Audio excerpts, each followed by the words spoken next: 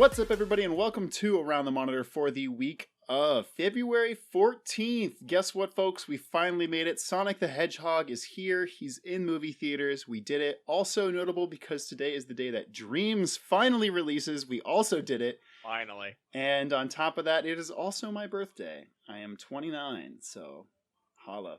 I thought tomorrow was. Well, I said the 14th. It's technically, we're recording on the 13th. So yeah. Damn it. Yeah. And Fisher doesn't get that we release the day after we record. Yeah. Hey, for all the people watching live, though. Well, yeah. For who do we have in the chat right now? I don't know. Nightbot and Mizuki. So the person who is in the show already. But if this is your first time watching Around the Monitor, know that you can watch us live Thursday at 7:30 p.m. Eastern Time. We go live on twitch.tv/KingKaiser. And if you can't catch us live, don't worry, because you can watch us on YouTube and on Apple iTunes podcasts, where we go live the very next day. Also, if you do watch us live, you can actually influence the vote on the show by using the stream points that you get to add or take away points, depending if you agree with somebody's opinion. Still waiting for that to be abused, but someday. One day. We tried, just We'll not find a enough. way. Yeah. We will we'll start like we always do. Hang on. Oh, by introducing our guest this week, we've got once again Master Hand Mizuki. So, fun fact about how much I pay attention to this show sometimes. Just realized rewatching our Game Awards episode that it's music at the beginning is based on Tetris. I got my bid. Everything's good. How did you not realize that? That's like the theme of the show. That's What? That's Tetris. the point that that's the point that I'm kind of oblivious on some stuff. All right. Joining us once again, we've got the Ace Attorney, Dapper Dastard. I don't know if you can see it, but this tie represents my mood. Whoa, that's a pretty rad tie. The Scream, right? Or is it the Screamer? I think it's just the I screen. think it's Yeah, just the yeah. scream. Good painting. By Munk, if I'm correct. And once again, we've got the Snapshot Crackshot, the Fisher King. I accept this award. Thank you. As he preps to give his girlfriend roses for Valentine's Day. I had to go get them because I forgot they left them on the table over there. Because you forgot them for your girlfriend. Listen, man. He actually just bought it for the clearly bit. there for him because he won an award. Did you not hear him?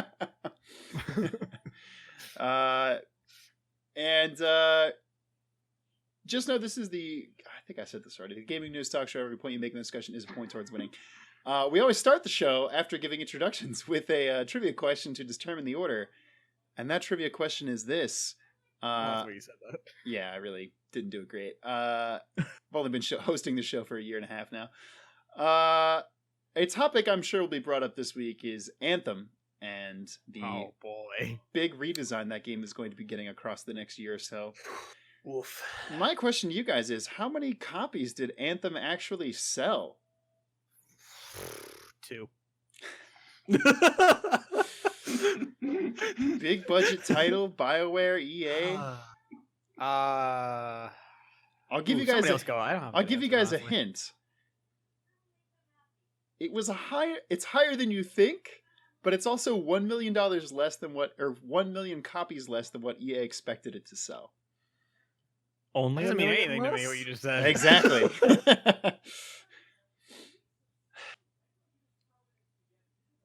7 million. Oof. 7 million. 1.3 million.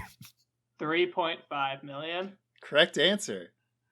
7.3 million. Whoa, that's actually not even that bad. No, it's pretty good. EA just expected it to sell over 8 million copies. Yeah, but it sucks. Yeah. Well, Yeah.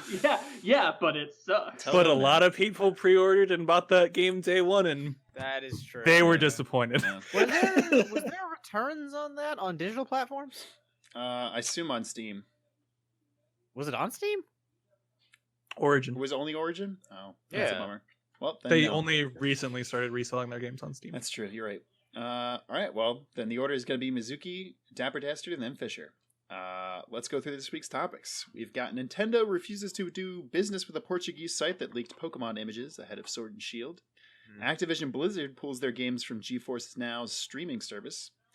PUBG Mobile is the highest grossing mobile game for the 5th month in a row. Half of that money coming from China. Sony files a patent for an AI that would help players who get stuck in a game, potentially telling them to make microtransactions. BioWare is officially redesigning Anthem from the ground up, but can it be salvaged? Now that Pokemon Home is live, a ton of hacked Pokemon are finding their way into the game. Drake signs a multi-year deal with the streaming platform Caffeine. Everyone knows Caffeine. It's just like, what? It's the new most popular streaming platform. I do see ads for it. Stardew Valley creator, also known as Eric Barone, confirms that he's working on 2 more games in the same universe, somewhat. Epic CEO Tim Sweeney says that game companies need to stay away from politics. Violent 2-headed skeletons have been hacked into Red Dead 2 online. I love that topic made it in. I had to because it's too funny. I almost cut it. So I was like, it's really funny. And big, huge news, everybody. Geoff Keighly is going to be skipping E3 this year. Mizuki, where would you like to start? Between two. I'm torn. You know what? Let's talk Tim Sweeney and games companies staying out of politics. All right. Please explain. Epic Games CEO Tim Sweeney did the inaugural talkie thing. I forget what those are called.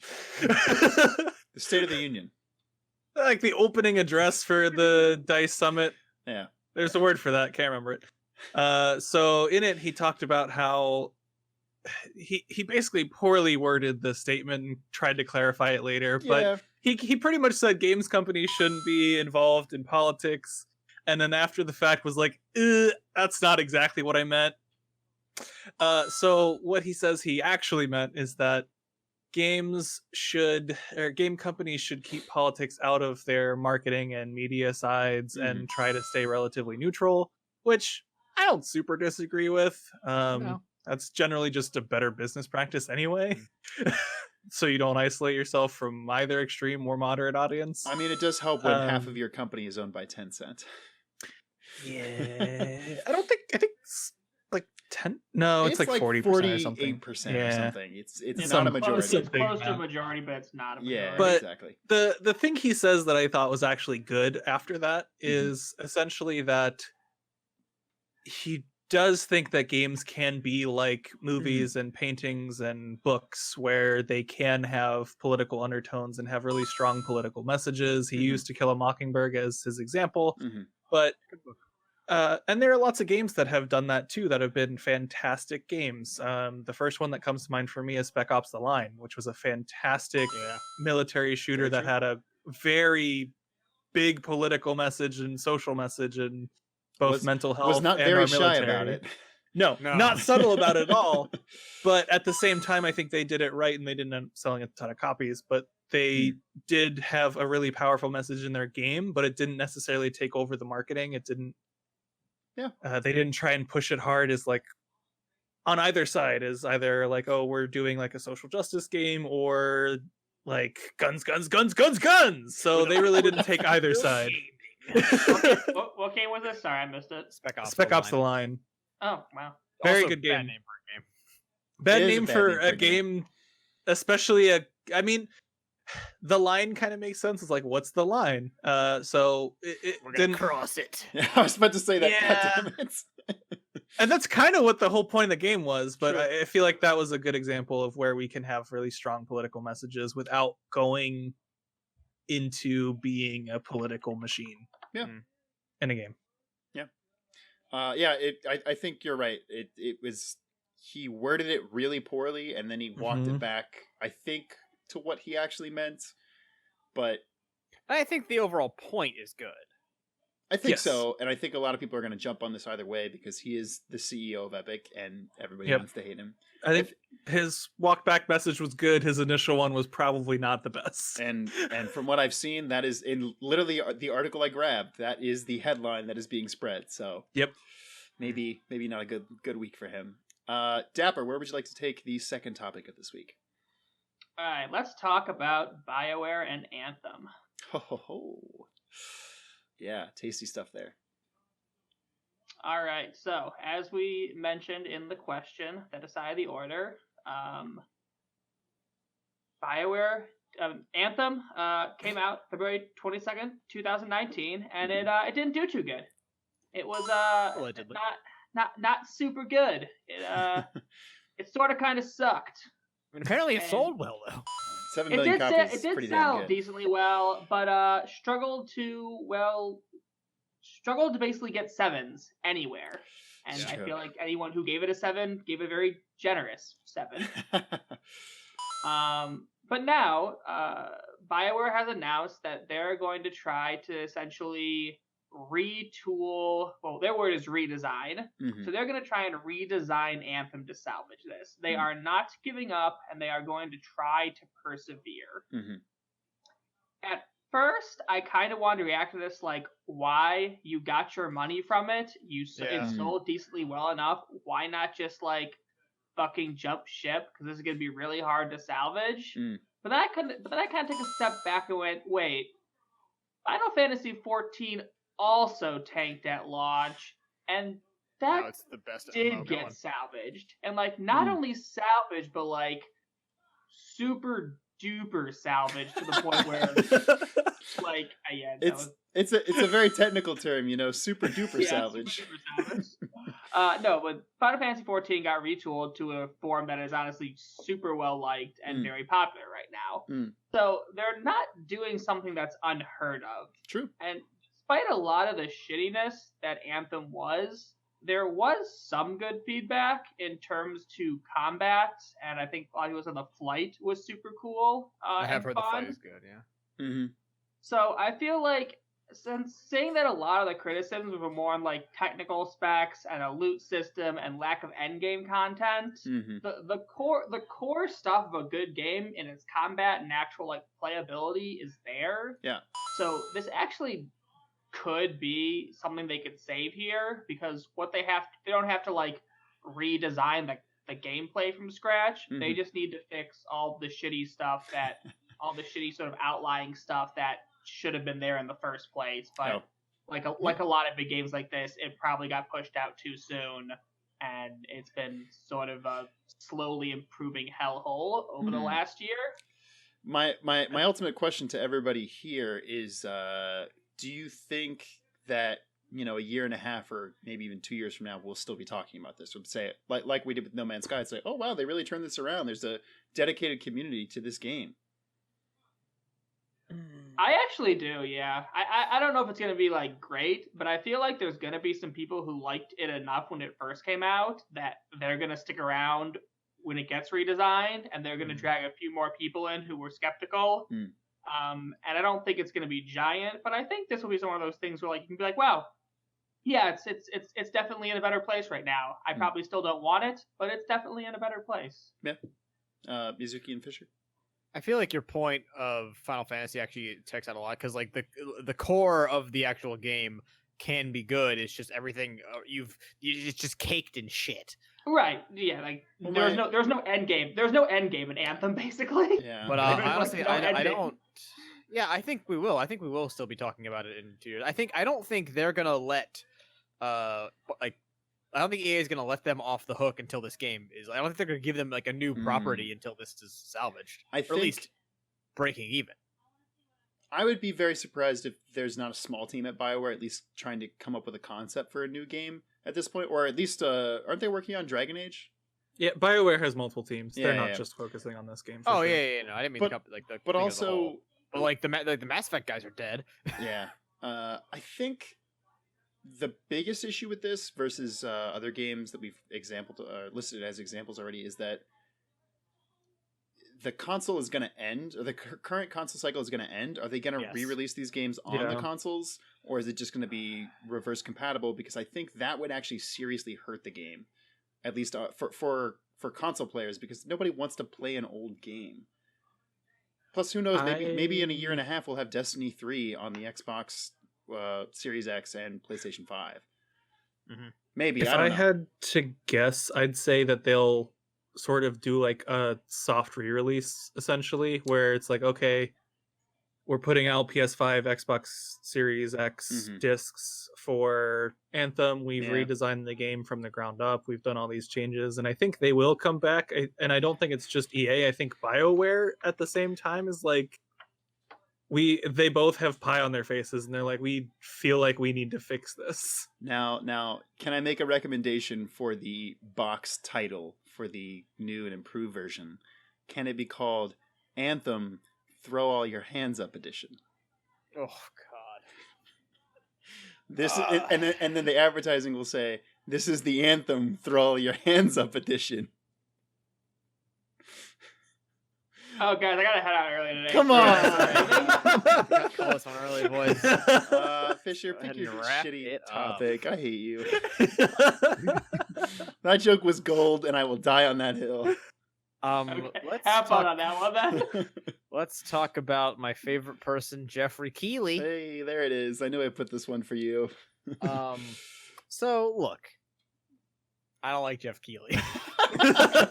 This is pretty well documented. I don't think the Game Awards are much of a shit to care about. He's kind of up his own ass, loves to hear himself talk, thinks he matters way more in the game industry than he actually does. All that being said, this is a big deal. Because we already have corporations that are dropping dropping E3, saying that we don't really need to show up here because who gives a shit? You're basically valueless. And now Keighley, he's a moderately substantial voice in the gaming industry. Even if he's not respected in the industry by a lot of his peers and a lot of like outlets, he's still also a huge liaison between I guess like the regular media world and the games media world. I mean, he did the shitty Spike TV Game Awards before he did the regular Game Awards, and both of them like they draw actual celebrities and like people show up and pay attention. I mean, I think moving forward, we're going to see the Game Awards be like an actual big thing. Yeah, I agree with that. Even if I don't like that, I think the Game Awards are very biased and not well managed in the slightest. I agree with you on that. I think that's they're like the Oscars. I was just saying they're the Oscars of video games. Like, what do you want? Well, that's giving them way too much credit. But yes. Or is that giving the Oscars too much credit? I think this is another thing that like is, if not a death knell, a very serious blow to E3. And I think like between this year, I think is going to end up being the really big year for them, where they need to figure out whether or not this is a sustainable thing going forward. Because the people like the main draw of E3 has always been the press conferences, and the press conferences have been underperforming and just not very interesting recently. And if that's all I have, and I'm not going to physically go to it, this is just becoming a shittier version of PAX. Yeah. A shittier, way more hyped version of PAX. 100%. It's also more expensive, I think. They're about the same. Yeah, I think PAX day passes are $60. I don't know how expensive E3's. E3's like 140, 160 for the whole weekend. Okay, yeah. It's the whole thing, the like whole pass. I don't. I don't think they do single pass. No. Yeah, I don't think they do single day. But I think the PAX full time is like $100 or $200 too. So they're not that far off. I think $220 because I just paid it. But I do hope someone feeds Geoff Keighley's giraffe. Boo. Yeah, I saw a tweet this week that was like, man, E3 is dead when even Geoff Keighley doesn't want to be there. Which I kind of agree with. Like, there's just really not a reason to go. No. It makes me sad because for the longest time, E3 has been like something I've really cared about as like an outside observer of the games industry. It's like, Christmas in the middle of the year where you get to see all the cool stuff coming out for the rest of the year. But I don't know. I guess I'm fine with that leaving. Instead it'll just be probably more like Nintendo Directs or Sony State of Plays, and we'll get PAXs. And it seems like going forward, I'm just going to go to PAX. So, going back around, Mizuki, where would you like to take us for your second topic this week? We're gonna go to the cloud. Activision Blizzard pulling all their games from Geforce Now. Give us the weather report from the cloud, please. That's good. You like that joke? That's the Yeah, joke That you was, like. that was better. That was Okay. Yeah, I better. like that. I like You're that one all- more. You're all my brilliance is wasted on you all. I hate you guys. Well, let me tell you, the clouds are a lot less cold up here right now. So Activision Blizzard have pulled all of their games from NVIDIA's Geforce Now service. Mhm. NVIDIA put out a statement that literally called out Yeah. Activision Blizzard's like, they told us to take their games down, so we're taking them down. This stance doesn't make any fucking sense to me. This is the weirdest thing I've ever like. Well, Unless Activision Blizzard are like working on a exclusive deal with somebody else, it doesn't make fucking sense. which I would easily see, but I could see happening. it's like Basically, all the service let you do was you pay $5 a month to play games that you still had to buy from Blizzard or from Steam Mhm. and play them on the cloud. Yeah. Activision Blizzard still make just as much money. Yeah, There's they literally like they lose nothing in this deal. they lose nothing. So I really think this is just a dumb stance. Like, let people play fucking Call of Duty remotely on the cloud, or World of Warcraft, or your shitty Warcraft 3 Reforged remaster game. Like, just let them play games, dude. They're still paying you full price. They still have to go, and they had to do it through Battle.net. Yeah. Yeah. So, like, I don't get that. And I'm pretty sure since NVIDIA GeForce does not support all games on Steam or anything, they probably had to actually work with Activision Blizzard to make that thing happen, which makes even less sense as to why they like days or a week after the service is up. They're like, never mind. At the very least, it was all of Activision Blizzard's games were available during the GeForce Now beta. Mm-hmm. And now it's been live for I think a week, and now after that week they decided to take them off. So it's very confusing. Why now? Like you said, I think there has to be some kind of exclusivity deal in the works. Otherwise, it just doesn't make any sense. There has to be something, or maybe they just like didn't know that it was going live, or it's possible that NVIDIA even pushed the stuff to the production level thing when it should have like stayed in beta for Activision. Like, maybe they just hadn't fully negotiated that contract and they essentially got a takedown, which would make a little bit of sense, but somebody on NVIDIA's side would fuck up, and I'm pretty sure Blizzard Activision would have called them back on that. For at this point, NVIDIA actively saying, at this point, I feel like Blizzard could take any good press they possibly could ever get, but and that's, I don't get it. It doesn't hurt them at all. So maybe they're just trying to squeeze more money out of NVIDIA to get their games on the service or something. Who knows? Man, who knows? It's fucking dumb though. Yeah. Who knows? Dapper, where would you like to go for your second topic? I feel like this is so like only tangentially related to video gaming, but I still want to just talk on it because it's so dumb. I'm trying to figure out which one you're talking about. Drake Oh, There signed we go. multi-year deal with streaming platform Caffeine. oh yeah. So there is more than one streaming platform besides Twitch.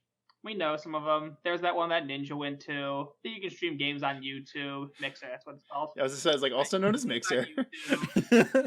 And apparently, as I just learned by reading that article about it, there's another game stream platform called Caffeine. Caffeine. And, It's what wakes you up in the morning.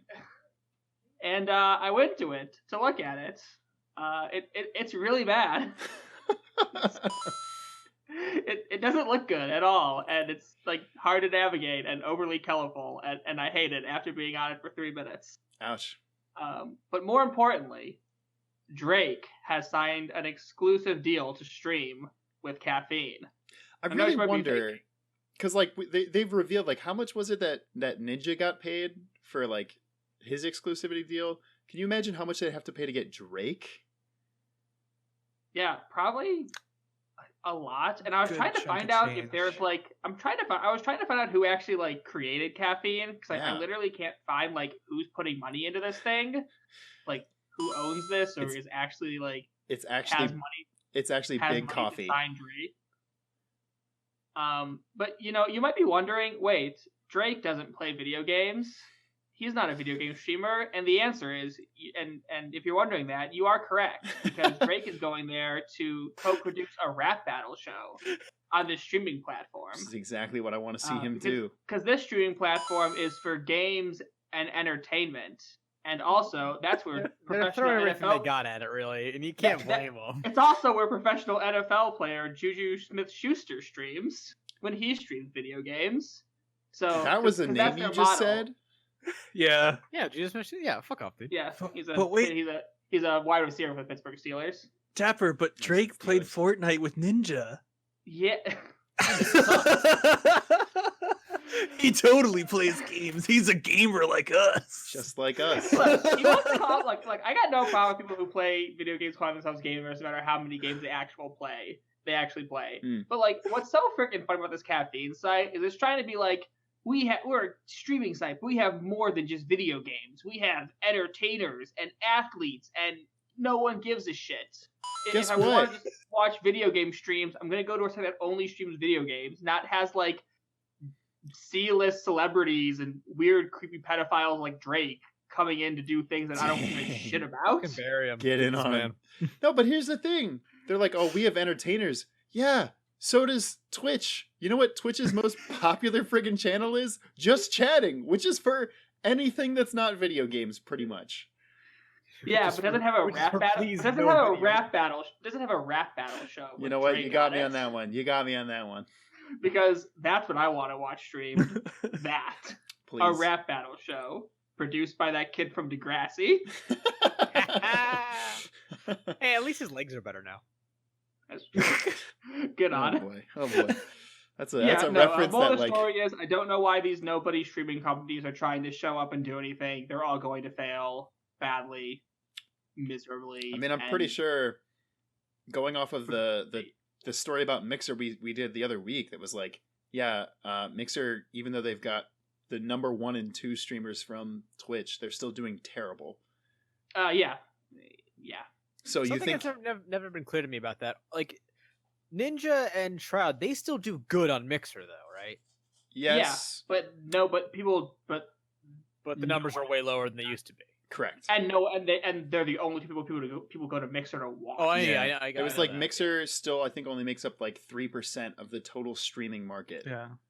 which Yeah, is absolutely insane compared to Twitch. It's just pure quantity over quality. Yeah. You're not going to be able to beat out Twitch by getting a couple big names when Twitch has everyone else. Yeah. And everyone else is a lot more viewers than 1 or 2 big people. You know, They got. Oh, go ahead. I was gonna say they're going for that trickle down economics, which, as we all know, works so well. Okay, you basically made the same joke I was gonna make. So. Hey. Beat you to it. Fisher, where would you like to take us for the final topic this week? Man, I really want to talk about those fucking skeletons. Also, shout out to Dreadnought X in the chat. Thank you for tuning in again, man. Appreciate it. I mean, pick the skeletons, man. That's a good memes and a dreams topic. Or you could pick dreams for the memes and a dreams topic. If you can make a case for it, yeah. Yeah, I want to talk about Pokemon Home, and I also want to talk about the 2-headed skeletons in Red Dead Online. Tell us about hacking in video They're both games. about hacking. I will He's got 100% it. allow He's this. found the connecting thread. Yeah. And they're both, strangely enough, these topics are quite connected, actually, because They both really are. involve taking assets that already exist from these things and then jamming them back into the game. Essentially, in ways that they were In there. never intended for. I Yeah, don't please. know if I'm lagging or not. I'm getting some interference over here, so let me know. Getting a little but, bit, but not from you. You're good. Okay, cool. It might just be Discord freaking out. But so yeah, we have in Red Dead we have 2-headed skeletons being jammed in by hackers that are just aggroing into the world and attacking anyone. I saw an amazing clip of them of like 2-headed skeletons accidentally stopping a bank heist. It was amazing. It's very funny. And then you have now with the advent of Pokemon Home, the crazy Professor Oak, and by the way, you have to pay for this fucking turkey of a service. Pokemon that aren't supposed to actually be in anything, that aren't supposed to exist even, are getting jammed in there. Also, like weird variant shinies that aren't supposed to exist are now populating all over Pokemon Home. Sorry, what? In Pokemon Home there are hacked shinies. Oh, shinies. Sorry. So like I heard you palette say swaps of Chinese, and I was like, yeah, "Oh, what are you talking I also about?" heard Chinese. Okay, and I was good. like, I'm glad it's not just "Oh, me. no. where are you going with this?" Oh no. But no, I want to talk about like, sort of like the modern state of how hacking is affecting games general. Absolutely. I mean, I think the most prolific hacking that people encounter is multiplayer, where like you're playing a game and someone else is cheating and it fucks you over and it's annoying. Or more thing is like people are just like inflating their stats or like just doing dumb stuff that doesn't matter sequentially. This is the kind of hacking that I think actually, as a whole, has a positive impact on gaming, because this is basically the same way that like shareware and mods work, where people are just tweaking and finding holes in the software that then makes the software devs patch that hole or realize, hey, we can use that hole to loop something in and do something else cool with it. Frankly, like horse armor. The idea that we could have these rampant AI dropped into games and fucking with people, that's just the Darwin Project. Like that's not what that game is, basically. I am getting so much lag. Holy shit. You're good. You're still good on my stream. Okay, cool. Yeah. Well, the last thing I kind of want to say on this is like it's weird that we keep seeing stuff like this, particularly with like major companies like Rockstar and Nintendo. But part of me thinks that actually when these kind of things happen, it's not so much a, oh shit, oh fuck, we have to fix that situation, so much as these companies taking that and being like, oh, okay, this is actually good for us in the long run. Because not only does it let us realize we have weaknesses in our system, but it also gives us an opportunity to take this and actually work with it and make something cool. Nintendo is less likely to do that, I think, because this is Pokemon, which is a franchise they're very protective of and don't want you to fuck with. I mean, as evidenced by one of the topics that didn't get picked this week, they literally blacklisted a company that leaked some stuff from Pokemon. Yeah, and like Nintendo is apparently not thrilled with Temtem's existence, but like they can't do anything about it, so they're fucking SOL. Sure can't. But Rockstar, I think, actually is a company that they don't have the best relationship with like supporting modders and people that mess with their games, but there is a ton of depth of mod support and stuff like that for actually honestly for both these, for Pokemon as well, because you have like ROM hacks and Kaizo and shit like that. Yeah. I the long-winded point I'm trying to get to is that I'm interested to see how both of these affect either of these franchises in the long run. I don't imagine Pokemon at all. I think they will kill it dead, but I could actually see Rockstar taking this sort of thing and trying to actually make like maybe a cool PvE event in Red Dead Online, like a sort of what was Red Dead 1's zombie zombie, yeah, what was it called? Undead Nightmare? Maybe that might be that sounds right. good. That might be it. But if they do a cool Halloween event with two-headed skeletons running around, it's just a ton of two-headed skeletons. That's great. The assets are made. Do it. Yeah, it was Undead Nightmare. You're right. Yes, that's a great DLC. It's a great title. Maybe that's where the asset came from. Wait, it came from literally a skeleton. A two-headed skeleton that was in like a freak show, a traveling freak show. Yeah, it's in the sideshow outside of the first Valentine, I think, is the city of the town. Yeah, that wasn't even like a living. I mean, it was literally a skeleton, which is like crazy that would be able to be animated as a. It speaks to the talented work of these modders, but. From sideshow attraction to stopping bank robberies, the rise of two-headed skeletons. I gotta try to find that fucking Twitter video. It's like four of them just rush in and just start beating the shit. Well, it's funny, yeah, because they don't have weapons. They're just like fisticuffs, like going to town on people. But when I saw like the guy pulled a gun and it was like, nah, I'm out. Nope. Because they use the regular like townsperson AI, so they'll fight if they're pissed, but they'll also like make decisions to like like stealing horses and shit. That's so funny. Well, that's actually gonna do it for this week. Dapper and Mizuki, it's time to go home and become family men, because this week's winner is Fisher King. Fisher, are you ready for your minute to win it? Yeah, I actually have something to say. All right, please take it away. So my advice for you all this February is to play a different video game. So I am a serial, like, I play one game for like 2 months, I then get bored of it and play a new game. And it is a very bad way to play games because I get burnt out on the same games repeatedly. So what I've been trying to do recently is just play a ton of different games, which I like competitive games. So that's kind of a problem. I like my League of Legends, my Apex Legends. I like games that I can like try and Games grind with on. legends in the title. Yeah, it's fucking a game. Yeah, games Legends of Runeterra. Fucking problem, dude. But what I'm doing recently is I've been looking at a lot of like either free or just the games I already own and trying to like just like sit down and just fucking blast through them for a bit. Like I went back. Hades is a great game. I love it, but I also dropped off for 4 or 5 months while they were updating it. Went back and I've been playing that, and it's been a really good experience. Also, we also have the video game book club, which you can join if you're in the Discord. Boom, plug. And I went and got to replay a little bit of Kentucky Route Zero, which is an amazing game. What I'm saying is, video games. There's a lot of them, and we have a big thing of like getting burnt out and like, oh no, I have too many games to play, but I'm just gonna play the one I already play anyway. I'm just gonna fucking play another 10 hours of Stardew Valley or whatever. So like, go pick up the Monster Hunter Iceborne DLC. Go play. You guys see this new battle royale, The Cycle? It's like a PvE battle royale. Sure, why not? It's free. Fucking go for it. I've never even heard of it, but I'll Play Nope, more me check either. it out. Branch out. Yeah. Stop playing League of Legends.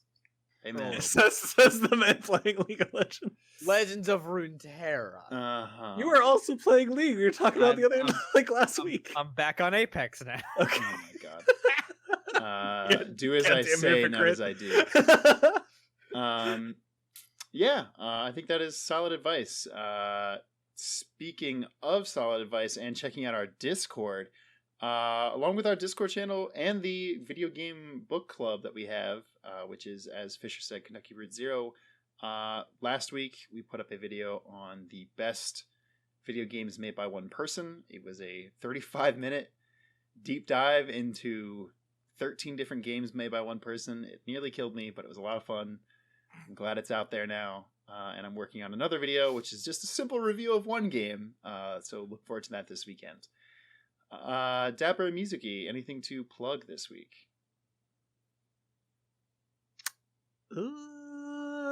No, join the Discord, get on the book club, come play Kentucky Route Zero, and Heck yeah, we'll talk about it towards the end of the month. I'm excited.